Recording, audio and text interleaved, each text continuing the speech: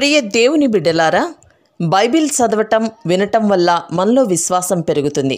మన మార్గానికి త్రోవ చూపుతుంది. సమస్త జనులను శిష్యులనుగా చేయుడి మత్తయి 28:19 వచనంలో దేవుని వాక్యం తెలియచేస్తోంది. తెలుగు బైబిల్స్ను ఆర్ఆర్కే మూర్తి గారు రీసెర్చ్ చేసి విశ్లేషణ చేసిన బైబిల్లోని ప్రతి అధ్యాయాలను వచనాలను వరుస క్రమంలో అనగా ఆదికాండం నుండి ప్రకటనా గ్రంథం వరకు ఇవ్వబడుతుంది. ప్రతి ఒక్కరూ ఆధ్యాత్మికంగా విశ్వాసంలో బలపడి మీ జీవితంలో ఎదుర్కొంటున్న సమస్యల నుండి విడుదల పొందండి. ప్రతి ఒక్కరూ మీ దీవెన టీవీని సబ్స్క్రైబ్ చేసి ఈ వాక్యాన్ని లైక్ చేసి మీ మిత్రులకు బంధువులకు షేర్ చేయండి. దేవుని సువార్తను ప్రకటింపబడుటలో మీరు పాలిభాగస్తులు కండి. సోదరీ సోదరులారా, ఈ రోజున మనం లేవియకాండం 11వ అధ్యాయం వినబోతున్నాము. ఈ అధ్యాయంలో దేవుని ప్రజలకు కొన్ని ఆహార నియమాలు పేర్కొనబడ్డాయి. పవిత్రమైనవి, అపవిత్రమైనవి అయిన జంతువుల జాబితా ఇవ్వబడింది. జంతు కళేబరాలను ముట్టితే అపవిత్రుడవుతాడు. చచ్చిన జంతువులను ఎందుకు ముట్టకూడదో చెప్పబడింది. సరీసృపములు, ప్రాకే ప్రాణులు, వాటి వల్ల కలిగే కాలుష్యం కూడా వివరించబడింది. పరిశుద్ధుడైన దేవుడు తన బిడ్డల ఆహార విహారాలను గురించిన కట్టుబాట్లను గురించి మాట్లాడుతున్నాడు. 10వ అధ్యాయం వరకు దేవుని ఆరాధన విషయం ఉంది. ఇప్పుడు దేవుని బిడ్డల ప్రవర్తన, ఆహార విహారాదుల విషయం వర్ణించబడింది. ఆ మాటకొస్తే దేవుని ప్రజల జీవితంలో అంతా పరిశుద్ధమే. తినే తిండి, వినే సంగతులు, చేసే పనులు, తలంచే తలంపులు, వైఖరులు అన్నీ పరిశుద్ధమై ఉండాలని దేవుని సంకల్పం. సోదరీ సోదరులారా, వింటున్నారా? గుడిలో ఆరాధన ఎంత పరిశుద్ధమో గుడి వెలుపల నీ ప్రవర్తన కూడా అంత పరిశుద్ధమై ఉండాలి. ఏమి చేసినా దేవుని మహిమార్థమై చెయ్యాలి. జీవితాన్ని 2 విభాగాలు చేసుకోవద్దు. అది ఆత్మ సంబంధం, ఇది శరీర సంబంధం అంటూ 2 శాఖల క్రిందికి జీవితాన్ని విభజించుకోవద్దు. అంతా ఆత్మ సంబంధమే. దేవుడు తన ప్రజలు ఏమి తినాలో ఏమి తినకూడదో లేవియకాండంలో స్పష్టంగా చెబుతున్నాడు. దేవుని బిడ్డల జీవితాలలోని ప్రతి చిన్న సంఘటన దేవుడు నిర్దేశించినదే. భోజనము చేసినా పానము చేసినా దేవుని మహిమార్థమై చేయాల్సిందే. సోదరీ సోదరులారా, మన జీవితాలలో ఎన్నెన్నో సమస్యలు తలెత్తుతూ ఉంటాయి. ఎంత పెద్ద సమస్య అయినా అది దేవునికి చిన్నదే. ప్రతిదీ దేవునికి చెప్పాలి. దేవునికి మన పట్ల ఎంతో శ్రద్ధ. ప్రతి విషయాన్ని గురించి ప్రార్థించాలి. దేనిని గూర్చి చింతించకూడదు. ఈ అధ్యాయంలో చెప్పబడిన విషయాలు ఇశ్రాయేలు జాతికే పరిమితం అనుకోకండి. ఆహార నియమాలు మన ఆరోగ్యానికి సంబంధించినవి. కొన్ని జంతువులు పరిశుద్ధం, మరికొన్ని జంతువులు మాంసాహారులు నిరభ్యంతరంగా తినదగినవే. ఇదేమీ మతాచారం కాదు, ఆరోగ్య జీవితానికి అవసరమైన హెచ్చరికలు. అయినా దేవుని రాజ్యం భోజనము కాదు, పానము కాదు. పరిశుద్ధాత్మానందమే దేవుని రాజ్యం. ఈ అధ్యాయంలో దేవుడు పేర్కొన్న జంతువులు ఆహారానికి కొన్ని మంచివి. మోషే ధర్మశాస్త్రమందు నిషిద్ధమని చెప్పబడిన జంతువులు అనేక రకాల రోగాలకు కారణమైనవి. అట్టి జంతువులు రోగక్రిములకు వాహకములై వాటిని తినేవారికి పలు రకాల రోగాలను కలిగిస్తాయి. జంతువుల నుండి మనుష్యులకు రోగాలు ప్రసరించడం దేవుడు సహించడు. పందుల ద్వారా, టర్కీ పక్షుల ద్వారా, గుర్రాల ద్వారా వచ్చే కొన్ని రోగాలు మరణకరమైనవి. సమస్తానికి దేవుడే సృష్టికర్త. అయితే మానవ సృష్టికి ఒక ప్రత్యేకత ఉంది. చరిత్రలో దేవుడు జరిగించిన కార్యాలు విచిత్రమైనవి. తన బిడ్డల ఆరోగ్యము దేవునికి ఎంతో విలువైనది. మోషేకు ఆహార శాస్త్రం తెలుసా? అదేమో కాని దేవునికి తెలుసు. దేవుడు మోషే ద్వారా రాయించాడు. యూదులు దేవుని నియమాలను పాటించి గొప్ప జాతిగా రూపొందారు. వారికి దీర్ఘాయుష్షు ఉంది. వారి శరీర దారుఢ్యం లోకమంతటా పేరెన్నికగన్నది. యూద జాతి రానురాను దేవుని మాట వినక ఎంతో నష్టపోయారు. అన్యజాతుల మధ్య యూదులు ప్రత్యేకంగా ఉండాలని దేవుని సంకల్పం. భౌతిక విషయాలలోనే కాదు, ఆధ్యాత్మిక విషయాలలో కూడా దేవుని ప్రజలు తమ ప్రత్యేకతను నిలువబెట్టుకోవాలి. అలాగే క్రైస్తవులు కూడా ఈ నూతన నిబంధన కాలంలో ప్రత్యేకమైన జనం, దేవుని సొత్తైన ప్రజలు. ఈ రోజున క్రైస్తవులు గమనించవలసిన సత్యం ఒకటున్నది. విశ్వాసులు శరీరాన్ని ఆరోగ్యంగా ఉంచుకోవాలి. శరీరాన్ని నిర్లక్ష్యం చేయకూడదు. శరీరం పరిశుద్ధాత్మకు నిలయం. భోజనం విషయంలో పట్టింపులు ఉండకూడదు. ఏదైనా తినవచ్చు లేదా మానేయవచ్చు, కాని ఆరోగ్యకరమైన ఆహారం తినాలి. బలవర్ధకమైన భోజనం మనకు మంచిది. భోజనంలో ప్రత్యేకంగా ఆధ్యాత్మిక విలువలు ఉండకపోవచ్చు గాని ఆరోగ్యం ఆధ్యాత్మికానికి ఎంతో దోహదపడుతుంది. ఆహారం విషయంలో మూఢనమ్మకాలు దేవుని బిడ్డలకు ఉండకూడదు. ఈ విషయంలో చతుస్సూత్రాలు బైబిల్లో ఉన్నాయి. అంటే 4 సూత్రాలు. 1. రోమాపత్రిక 14వ అధ్యాయం 14వ వచనం. సహజముగా ఏదీ నిషిద్ధము కాదని నేను ప్రభువైన యేసునందు ఎరిగి రూఢిగా నమ్ముతున్నాను. అయితే ఏదైనా నిషిద్ధమని ఎంచుకునేవానికి అది నిషిద్ధమే. 2. 1 కొరింథీ 8వ అధ్యాయం 8వ వచనం. భోజనమును బట్టి దేవుని ఎదుట మనము మెప్పు పొందము. తినకపోయినందున మనకు తక్కువ లేదు, తిన్నందున మనకు ఎక్కువ లేదు. 3. 1 కొరింథీ 6వ అధ్యాయం 13వ వచనం. భోజన పదార్థములు కడుపునకు, కడుపు భోజన పదార్థాలకు నియమింపబడి ఉన్నాయి. దేవుడు దానిని వాటిని నాశనము చేస్తాడు. 4. 1 కొరింథీ 10వ అధ్యాయం 31వ వచనం. మీరు భోజనము చేసినా పానము చేసినా మీరేమి చేసినా సమస్తమును దేవుని మహిమ కోసమై చెయ్యండి. సోదరీ సోదరులారా, ఇంద్రియ నిగ్రహం ఒక గొప్ప ఆధ్యాత్మిక సుగుణం. ఇది కృపాసహితమైన ఆత్మ లక్షణం. విశ్వాసులు నిగ్రహం కలిగి తినాలి లేదా మానేయాలి. అది అసలు రహస్యం. ఇప్పుడు లేవియకాండం 11వ అధ్యాయం సారాంశం వినండి. యెహోవా మోషే అహరోనులకు ఇచ్చిన ఆజ్ఞ. దీనిని ఇశ్రాయేలీయులందరూ పాటించాలి. తినదగిన జంతువుల పేర్లు. డెక్కలు కలదై నెమరు వేసే జంతువును తినవచ్చు. నెమరు వేసేదైనా 2 డెక్కలు లేకపోతే తినకూడదు. ఒంటె నెమరు వేస్తుంది గాని దానికి 2 డెక్కలు లేవు గనుక అది మీకు అపవిత్రం. పొట్టి కుందేలు నెమరు వేస్తుంది గాని దానికి 2 డెక్కలు లేవు గనుక అది మీకు అపవిత్రం. అలాగే కుందేలు కూడా. అయితే పంది విడిగా ఉన్న 2 డెక్కలు కలదే కాని అది నెమరు వేయదు. అది మీకు అపవిత్రం. వాటి మాంసాన్ని మీరు తినకూడదు. వాటి కళేబరాన్ని మీరు ముట్టకూడదు. అవి మీకు అపవిత్రమైనవి. సోదరీ సోదరులారా, ఏవి మంచివి ఏవి చెడ్డవి అనే వేర్పాటు దేవుడు చేసిందే. వెలుగుకు చీకటికి వ్యత్యాసం దేవుడు సృజించిందే. మానవుడు మంచిని ప్రేమించాలి, చెడుగును ద్వేషించాలి. ఈ రోజున మనుష్యులు యుక్తాయుక్త విచక్షణ కోల్పోతున్నారు. దీనికి ఒక్కటే పరిష్కారం. మన మనస్సాక్షి క్రీస్తు రక్తము చేత కడుగబడినప్పుడే వివేచనాత్మ మనలో మేల్కొంటుంది. దేవుడు మంచిది అని చెప్పిందే మంచిది, చెడ్డది అని చెప్తే అది చెడ్డది. ఇది ధర్మశాస్త్రాన్ని మించిన వివేచన. దేవుడు మన అనుదిన జీవితంలోని ప్రతి చిన్న అలవాటు శాసించడానికి అధికారం గలవాడు. ఈ లోకంలో అంతటా పాపం నిండి ఉన్నది.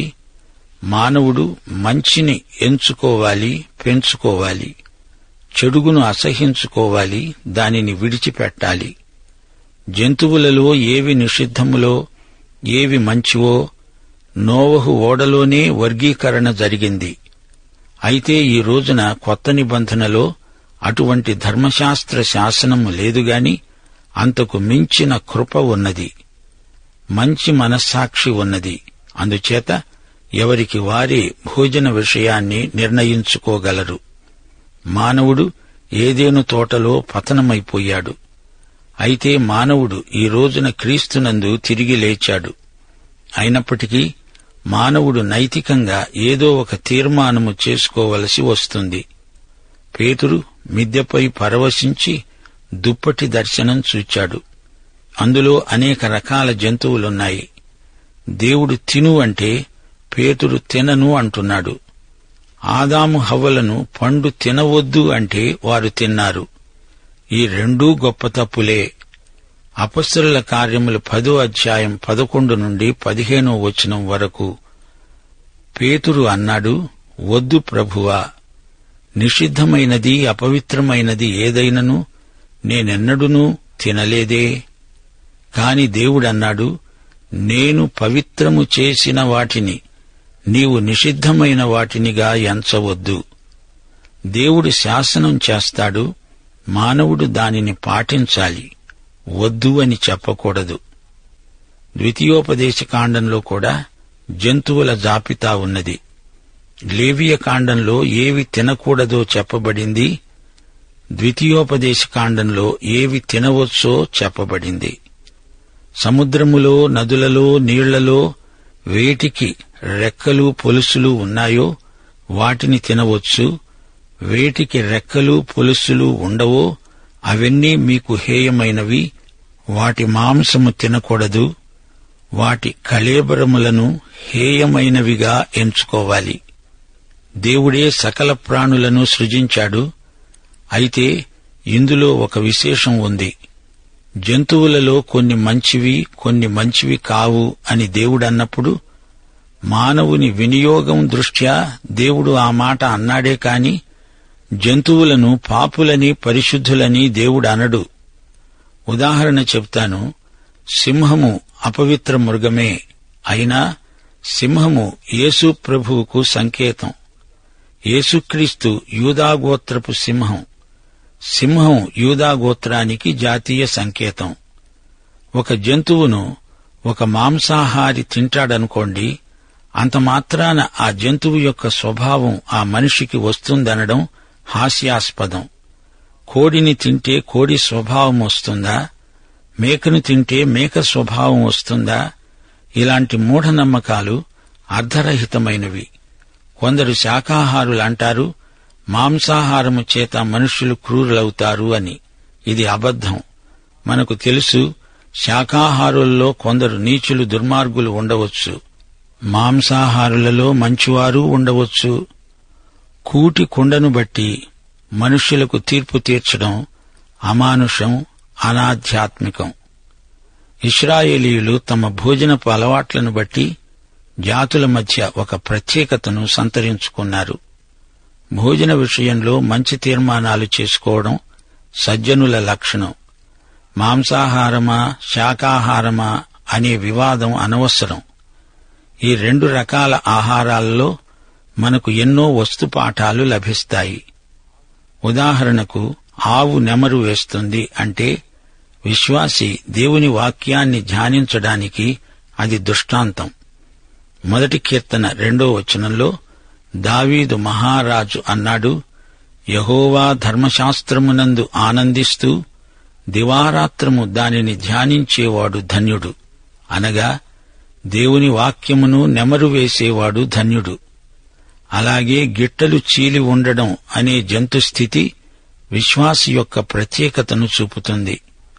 ఎఫెసీ పత్రిక 4వ అధ్యాయం 1-2 వచనాలు, మీరు సమాధానమను బంధము చేత ఆత్మ కలిగించే ఐక్యమును కాపాడుకొనుటయందు శ్రద్ధ కలిగిన వారై ప్రేమతో ఒకనినొకడు సహిస్తూ మీరు పిలువబడిన పిలుపునకు తగినట్లుగా దీర్ఘశాంతముతో కూడిన సంపూర్ణ వినయముతో సాత్వికముతో నడుచుకోవాలి.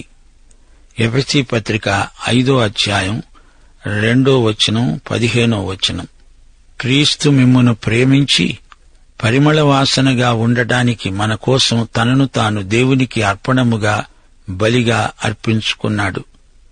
అలాగే మీరు ప్రేమ గలిగి నడుచుకోండి. దినములు చెడ్డవి గనుక మీరు సమయమును పోనీయక సద్వినియోగము చేసుకుంటూ జ్ఞానుల వలె నడుచుకోవాలి. దేవుని వాక్యాన్ని నెమరు వెయ్యాలి, జ్ఞానులై నడుచుకోవాలి. 2 తిమోతి 3:14-15 క్రీస్తు యేసునందు ఉంచవలసిన విశ్వాసము ద్వారా రక్షణార్థమైన జ్ఞానము నీకు కలిగించుటకు శక్తిగల పరిశుద్ధ లేఖనములు బాల్యము నుండి నీవు ఎరుగుదువు గనుక నీవు నేర్చుకొని రూఢి అని తెలుసుకొన్నవి ఎవరి వలన నేర్చుకున్నావో ఆ సంగతి తెలుసుకుని వాటియందు నిలకడగా ఉండు. యాకోబు పత్రిక 1:22 మీరు వినేవారు మాత్రమై ఉండి మిమ్మును మీరు మోసపుచ్చుకొనకుండా వాక్య ప్రకారము ప్రవర్తించేవారై ఉండండి. సోదరీ సోదరులారా, విశ్వాసి యొక్క ప్రవర్తన దేవుని వాక్యముతో ముడిపెట్టబడి ఉన్నది. మీరు ఈ లోకములో సరిగా ప్రవర్తించాలంటే దేవుని వాక్యాన్ని నెమరు వేస్తూ ఉండాలి. లేవియకాండం 11:13 నుండి వినండి. తినకూడని పక్షులు ఏవనగా పక్షిరాజు, పెద్ద బోరువ, క్రౌంచ పక్షి, గద్ద, తెల్లగద్ద, ప్రతి విధమైన గద్ద, ప్రతి విధమైన కాకి, నిప్పుకోడి, కసిరిగాడు, కోకిల, ప్రతి విధమైన డేగ, పైడికంటి, చెరువు కాకి, గుడ్లగూబ, హంస, గూడబాతు, నల్లబోరువ, సంకుబుడి కొంగ, ప్రతి విధమైన కొంగ, కుక్కుడు గువ్వ, గబ్బిళం 4 కాళ్లతో చరిస్తూ నేలపై గంతులు వేయడానికి కాళ్లమీద తొడలు గల పురుగులన్నీ తినవచ్చు. నేత మిడతగాని, చిన్న మిడతగాని, మిడతలలో ప్రతి విధమైనది తినవచ్చు. 4 కాళ్లు గల పురుగులు హేయమైనవి, వాటి వల్ల మీరు అపవిత్రులవుతారు. వాటి కళేబరాలను ముట్టిన ప్రతివాడు సాయంకాలము వరకు అపవిత్రుడే. వాటి కళేబరాల్లో కొంచెమైనా మోసిన ప్రతివాడు తన బట్టలు ఉతుక్కొని సాయంకాలం వరకు అపవిత్రుడవుతాడు. 2 డెక్కలు గల జంతువులన్నిటిలో విడిగా చీలిన డెక్కలు లేకుండా నెమరు వేయకుండా ఉన్నవి మీకు అపవిత్రం. వాటి కళేబరాలను ముట్టకూడదు. చతుష్పాద జంతువులలో అరికాలితో నడిచేవన్నీ అపవిత్రమైనవే. వాటి కళేబరాలను కూడా ముట్టకూడదు. ఇక సరీసృపములు, ఇవన్నీ అపవిత్రమైనవే. చిన్న ముంగిస, చిన్న పందికొక్కు, ప్రతి విధమైన బల్లి, ఊసరవెల్లి, నేల మొసలి, తొండ, సరటం, అడవి ఎలుక, ఇవి అపవిత్రమైనవి. వాటి కళేబరాలను కూడా ముట్టుకోకూడదు. అది చెక్క పాత్ర మీద కాని, బట్ట మీద కాని, చర్మము మీద కాని పడితే ఆ వస్తువును నీళ్లలో వెయ్యాలి. సాయంకాలానికి అవి పవిత్రమవుతాయి. అది మట్టి పాత్రలో పడితే దానిని పగలగొట్టాలి. అది పొయ్యిగాని, కుంపటిగాని దాన్ని పగలగొట్టవలసిందే. పారే నీటిలో, గుంటలో అది పడితే ఆ నీళ్లు అపవిత్రము కావుగాని దానికి తగిలినది అపవిత్రమవుతుంది. విత్తనమైతే ఈ కళేబరం దానిమీద పడితే అది తడి విత్తనమైతే అది అపవిత్రమవుతుంది. అది పవిత్ర జంతువైనా దాని కళేబరం ముట్టినవాడు అపవిత్రుడు. చచ్చిన దానిని తిన్నవాడు అపవిత్రుడు. సాయంకాలం వరకు ఆ అపవిత్రత ఉంటుంది. సరీసృపములు నిషిద్ధమైనవి, వాటిని తినకూడదు. 44 నేను మీ దేవుడైన యెహోవాను, నేను పరిశుద్ధుడను గనుక మీరు పరిశుద్ధులై ఉండునట్లు మిమ్మును మీరు పరిశుద్ధపరచుకోవాలి. ఈజిప్టు దేశములో నుండి మిమ్ములను నేను రప్పించింది ఎందుకు? మీకు దేవుడనై ఉండడానికే కదా. మీరు తినే ఆహారం ఎటువంటిదో చూచి మరీ తినండి. తినదగిన జంతువులకు తినదగని జంతువులకు భేదమేదో తెలుసుకొని నేను నిర్ణయించిన విధులను పాటించండి. సోదరీ సోదరులారా, విన్నారా? మీరు ఇప్పుడే ఒక పెద్ద జంతు ప్రదర్శనశాలను చూచారు గదూ. శాకాహార జంతువులే నెమరు వేస్తాయి. ఒంటె నిషిద్ధం. ఒకసారి యేసు ప్రభు ఛలోక్తిగా అన్నాడు, పరిసయ్యులారా, మీరు దోమలను వడగడతారు గాని ఒంటెలను మింగేస్తారు. ఒంటె అపవిత్ర జంతువు. ఇలాగే పెద్ద జాబితా మనం విన్నాం. పంది నిషిద్ధం. ఆ మాటకొస్తే కుందేలు కూడా నిషిద్ధమే. అబ్బే, పందిని తినం అనేవారు కుందేలును ఎందుకు తింటున్నారు? పంది గిట్టలు చీలిందే కాని అది నెమరు వేయదు. పంది ఏది పడితే అది తింటుంది గాని నెమరు వేయదు.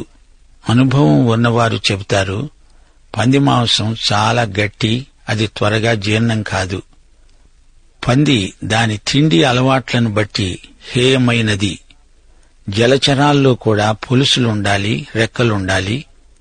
జలచరాలలో కూడా నిషిద్ధమైన ప్రాణులు ఉన్నాయి. ఇశ్రాయేలీయులకు చేపలు సమృద్ధిగా దొరుకుతాయి. మధ్యధరా సముద్రము నుండి, గలిలీ సముద్రము నుండి, యోర్దాను నది నుండి చేపలు కుప్పలు తెప్పలుగా వస్తాయి. యెరూషలేము గుమ్మాలు 12 చేపల గుమ్మం ఒకటి ఉంది. సబ్బాతునాడు వర్తకులు మత్స్యపు గుమ్మం దగ్గర తాము పట్టిన చేపలు తెచ్చి అమ్ముకుంటారు. మతనాయకులకు అది లాభసాటి బేరం. ప్రభువు ఈ వ్యాపారాన్ని గర్హించాడు. అయితే యేసు ప్రభువు యొక్క ప్రథమ శిష్యులు జాలరులే. ఆ తరువాత వారు మనుష్యులను పట్టే జాలరులయ్యారు. మత్తయి సువార్త 13వ అధ్యాయం 47వ వచనం నుండి 50వ వచనం వరకు ప్రభువు చేపల వల దృష్టాంతం చెప్పాడు. ఆ వలలో మంచి చేపలున్నాయి, చెడ్డ చేపలు ఉన్నాయి. దేవదూతలు వీటిని వేరుపరిచారు. ఏవి మంచి చేపలు? రెక్కలు ఉండి పొలుసులు గలవే మంచి చేపలు. అనగా విశ్వాసి చేపలాంటివాడు. పరిశుద్ధాత్మ అతనికి రెక్కలు, పొలుసు. పరిశుద్ధాత్మ విశ్వాసిని నడిపిస్తాడు, నీతి వస్త్రాలతో అలంకరిస్తాడు. పక్షులలో చాలా వరకు అన్నీ నిషిద్ధమే. గద్దలు, డేగలు, రాంబందులు, కాకులు, గుడ్లగూబలు, హంసలు మొదలైన పక్షులు ఎన్నెన్నో. ఈ రోజుల్లో చాలామంది ఈ పక్షులన్నిటినీ తింటున్నారు. అయినా చూచి తినడం మంచిది. మీకొక రహస్యం చెప్తాను. ఇది ఏలీయా అనుభవం. కాకులు ఏలీయాకు ఆహారం మోసుకుని తెచ్చిపెట్టేవి. కాకి మురికి పక్షి. అయితే ఏలీయా కాకులను తినలేదు, కాకులు తెచ్చిన ఆహారం తిన్నాడు. ఒకవేళ ఆహారాన్ని మధ్యలోనే కాకులు తినివేసి ఉంటే అప్పుడైనా ఏలీయా కాకులను తిని ఉండేవాడు కాదు. ఎందుకంటే ధర్మశాస్త్ర రీత్యా అది నిషిద్ధం. ఇక మిడతల సంగతి. మిడతలు అనేక రకాలు. నిషిద్ధమైన మిడతలు గొల్లభామ లాంటివి. బాప్తిస్మకుడైన యోహాను మిడతలు తిన్నాడు, అడవి తేనె కూడా తిన్నాడు. అంటే మిడతలు తినేవారికి అడవి తేనె అనుపానం. మరో మాట, జంతు కళేబరాలను కూడా ముట్టకూడదు. పరిశుభ్రత మురికిలాగా అంత త్వరితంగా ప్రసారం కాదు. పాపం ఒకరి నుండి ఒకరికి ప్రసరిస్తుంది గాని పరిశుద్ధత అలా కాదు. పాపంలో నుండి పరిశుద్ధతను ఉత్పత్తి చేయడం అసాధ్యం, అసహజం. పాఠం ఇంతటితో సమాప్తం. ప్రార్థన చేసుకుందాం. పరిశుద్ధుడవైన మా పరమతండ్రి, ఈరోజు పాఠంలో నీవు మాకు ఎన్నో ప్రాముఖ్యమైన సత్యాలు నేర్పావు. వీటిని మేము గ్రహించి మా జీవితాలకు అన్వయించుకొని ఆహార విహారాల్లో జాగ్రత్తగా ప్రవర్తించడానికి మీ ఆత్మ నడుపుదల సహాయము దయచేయమని యేసుక్రీస్తు వారి దివ్యనామమున ప్రార్థన చేస్తున్నాము తండ్రి. ఆమేన్.